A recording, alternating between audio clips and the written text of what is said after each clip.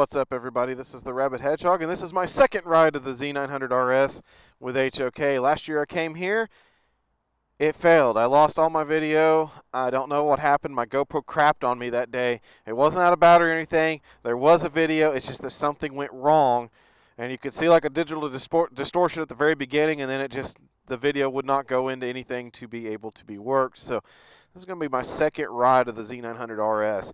Now this bike here, of course, is a more modern wonder, built on the Z900 platform, liquid-cooled engine, still 4-cylinder, very similar to my CB 1100. So, but it's a lot more modern in that respect because we have the monoshock rear end. We have, you have your more aggressive braking and everything. This bike is a little bit more sporting and a little bit more powerful than my big old CB. But it's a great looking machine. I love the way it looks. I love the way Kawasaki did go back into the 70s and make this look great. Of course, you got that big LED light saying that it is modern.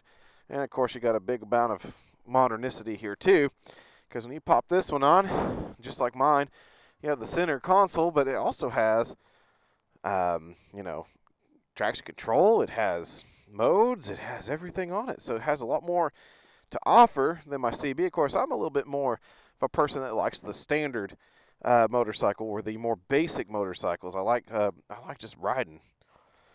Don't want to play with a whole bunch of stuff all the time. Alrighty.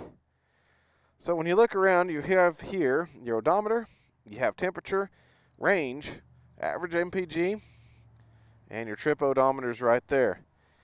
You do have the mode selection. Like I said, you have KTRC 2 and 1. You can go on ahead and put that on there. And, of course, you have your turn signals. You have your hazard, horn, brights, pass, and start. And, of course, a big old analog gauge cluster, which I do like to see those. Of course, on there you have your, let's see here, it looks like your service engine light, ABS, it looks like side stand warning, KTRC mode, on off basically, and then neutral and bright. Of course, big old gear indicator and all that fun stuff, fuel and temperature. Now this is cable actuated, as you can see, like all Kawasaki's, very light clutch, and your response is right about midway point. Now the fun thing is this bike feels physically more narrow than my CB, and it definitely is lighter. There's no doubt about it. The CB is a heavy girl. She doesn't use stress member frame or anything like that. She's still old school steel cradle. But boy, this bike likes to get up and go. That's something that my CB cannot do. And everybody goes, okay, so why did you get this, or why didn't you get this over your CB? Well, like I said, it was more of a just my riding style is not as aggressive or fast as some, and I don't necessarily care about going a million miles an hour all the time. I'd rather just ride and enjoy what I'm doing. So that's why I got the one I got. But the Z900, when I rode it last year, was absolutely a fantastic riding machine. But that's because this one is modern power, and it definitely feels way more modern than my classic CB. This thing just rips off the line, shifts very smooth, throttles out very quickly, cleanly. Fueling is 1-to-1. It is amazing. Like, there's little twitches, as you can see. It can be a little twitchy in a way, but it's not anything bad. Mirrors are very, very good as well. I actually barely see any part of myself now, the way they have those very wide out there. Seating position is 100% standard, so my feet are straight down from me. I have a slight bend to my knee, but not by much. I should come straight back. I'm straight up, and then my arms are straight down and straight forward from the elbow. Now this one's suspension is quite a bit tighter than the CB 1100. The CB 1100 is a soft bike. It has a very good compliant suspension, and this one is very much harsher. However, you do have adjustability on your front preload on this bike. So if I was to adjust it down and make it the way I usually would ride with, it probably wouldn't be as choppy.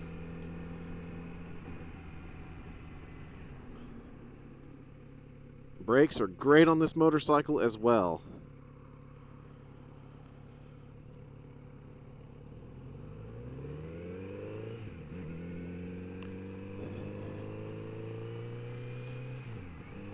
And it makes a good noise, but it doesn't quite sound like a classic air-cool.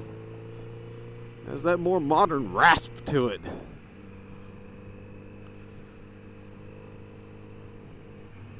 Hey, bud.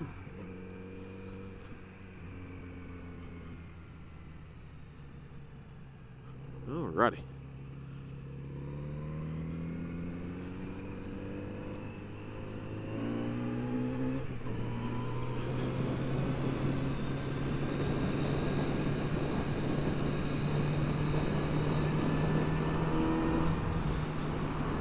Also accelerates very well and turns very well as well. I mean, this bike does have an advantage in the fact that it doesn't hold as much weight on the front fork as the CB1100. That big old air-cooled engine puts a lot more weight on the front end, so this one feels very much lighter. So when it comes to turning, I bet you this one will out-turn mine any other day. But the seat is not as comfortable as well. This seat, I made a note of it last year, and I'm making note of it again, is that it does feel very, very, very stiff. Like, it does not give way at all. It is not very cushiony. It's a very stiff seat. So on the long haul, it does start to dig into you a little bit.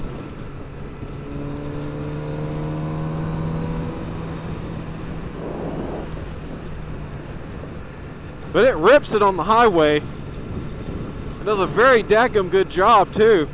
Like I said, this bike is very, very well rounded. A very good machine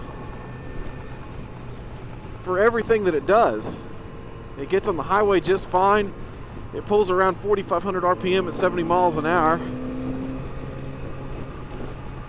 So it's a very well powered machine, very good at highway speeds, and it still pulls at top gear in 6th gear and everything too. So it is a very all around good machine too.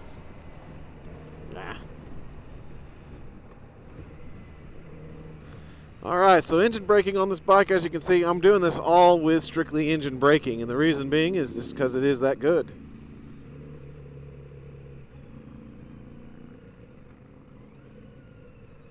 And like I said, this bike feels so light, it's so well balanced too, you can keep it standing up pretty easily.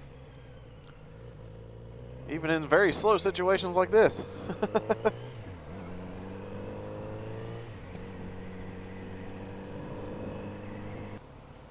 I mean, this bike is just, it's so balanced and so easy.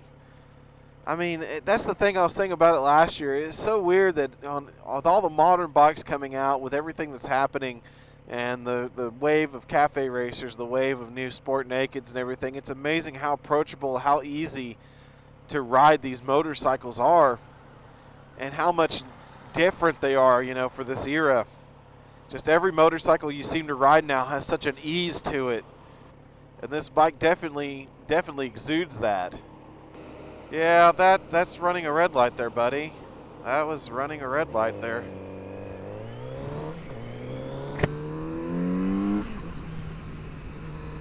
And it's amazing how much faster this one accelerates. Like I said, the CB accelerates really well, but this bike, the modern engine that it has, the fact that it is liquid cooled, the fact that it has more horsepower by a long shot, this bike gets it way better. We're in top gear here and we still got plenty of pull. And it makes a tremendously nice noise too.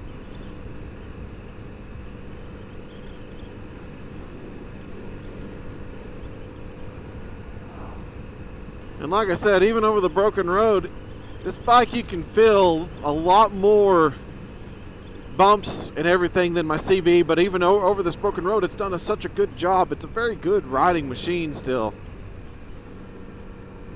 But I'd like to be a little bit more plush. If I'm going to sit in a standard position, since I'm not going to be completely and utterly aggressive the whole time, I'd like it to be a little bit more plush. That's just a personal preference when it comes to the standard bikes.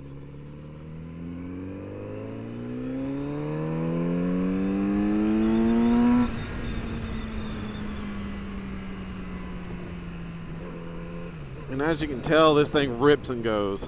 It is a great machine. It is just a good, solid, all-around motorcycle. Once again, very easy to ride, very easy to approach, very usable power too.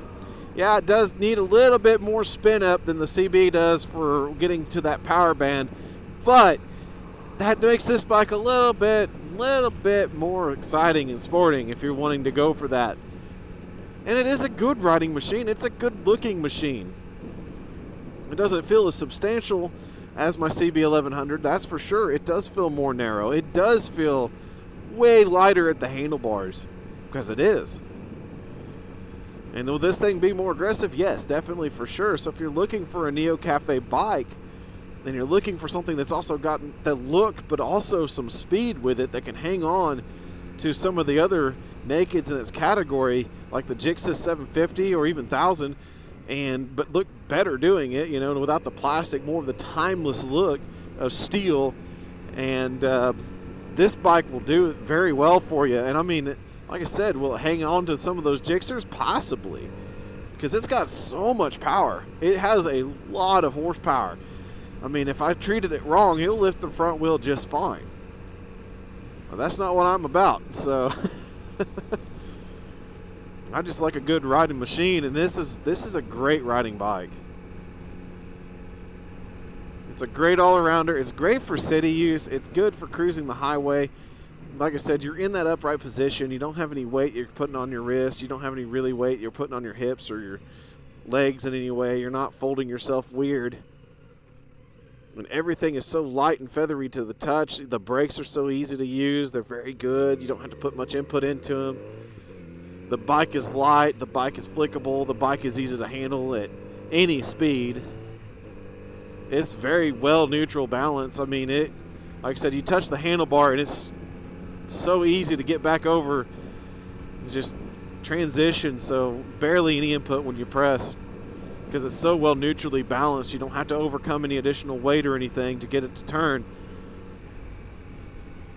Makes for a good performer, especially city riding.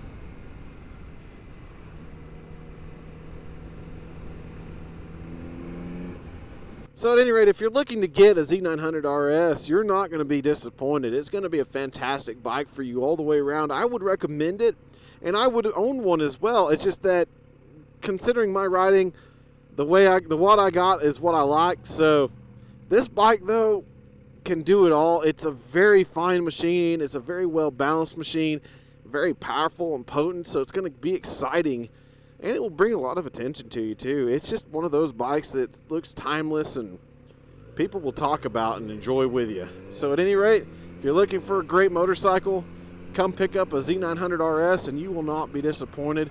And at any rate, this is the Rabid Hedgehog, and this is the ride review of the Z900RS at House of Kawasaki.